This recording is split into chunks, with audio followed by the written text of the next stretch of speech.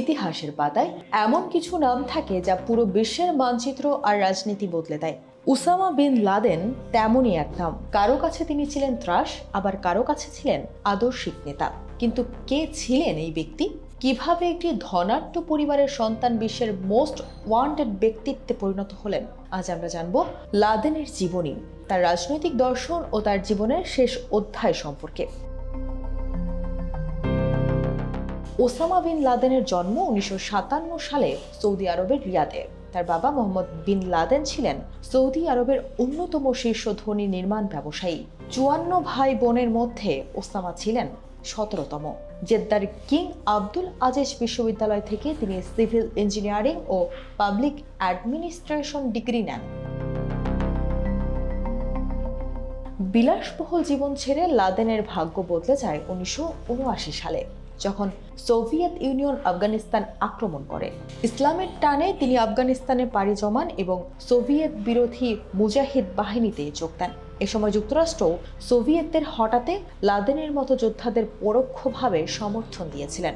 আফগান যুদ্ধ শেষে লাদেন বুঝতে পারেন তার লড়াই কেবল সোভিয়েতের বিরুদ্ধে নয়, বরং পশ্চিমা প্রভাবের বিরুদ্ধেও। 1988 সালে তিনি গঠন করেন আল কায়েদা। 90-এর দশকের শুরুতে সৌদি আরবে মার্কিন সেনার উপস্থিতিকে তিনি পবিত্র ভূমিতে আগ্রাসন হিসেবে দেখেন। এখান থেকেই শুরু হয় তার রাজনৈতিক ও উগ্রপন্থী সংঘাত। 1996 সালে তিনি যুক্তরাষ্ট্রের বিরুদ্ধে যুদ্ধের ঘোষণা বা ফতোয়া জারি করেন। 1998 সালে কেনিয়া ও তানজানিয়ায় মার্কিন দূতাবাসে বোমা হামলা এবং 2000 সালে ইয়েমেনে ইউএসএস কোলে হামলার পেছনে তার হাত ছিল বলে অভিযোগ ওঠে। তবে সবকিছুর ঊর্ধ্বে ছিল 2001 সালের 11 সেপ্টেম্বরের হামলা, যা পুরো বিশ্ব ব্যবস্থাকে চিরতরে বদলে দেয় এবং যুক্তরাষ্ট্র তার বিরুদ্ধে ওয়ার অন টেরর ঘোষণা করে। দীর্ঘ 10 বছর আত্মগোপনে থাকার পর 2011 সালের 2 মে আসে সেই চূড়ান্ত দিন। মার্কিন গোয়েন্দা সংস্থা সিআইএ জানতে পারে লাদেন কোনো গুহায় নয়, বরং পাকিস্তানের অ্যাবোটাবাদে একটি সুরক্ষিত প্রাসাদে সপরিবারে বাস করছেন। তৎকালীন মার্কিন প্রেসিডেন্ট বারাক ওবামার নির্দেশে শুরু হয় অপারেশন নেপচুন স্পিয়ার।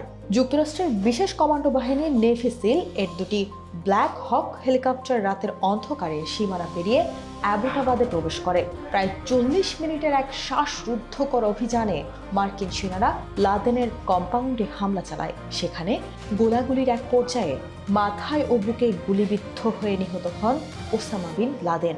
লাদেনের মৃত্যুর পর তার দেহ শনাক্ত করা হয় এবং কয়েক ঘন্টার মধ্যে উত্তর আরব সাগরে ইসলামী রীতি মেনে সমাহিত করা হয়। তার মৃত্যু আল কায়েদার সাংগঠনিক শক্তিকে দুর্বল করে দিলেও বিশ্ব রাজনীতিতে যে ক্ষত তিনি তৈরি করে গেছেন তার প্রভাব আজও অনুভূত হয়। বিন লাদেনের জীবন আমাদের শেখায় কিভাবে ধর্মীয় আবেগ এবং ভূ রাজনীতি মিলে এক জটিল ইতিহাসের জন্ম দেয়। এই ছিল ওসামা বিন লাদেনের উত্থান ও পতনের সংক্ষিপ্ত উপাখ্যান।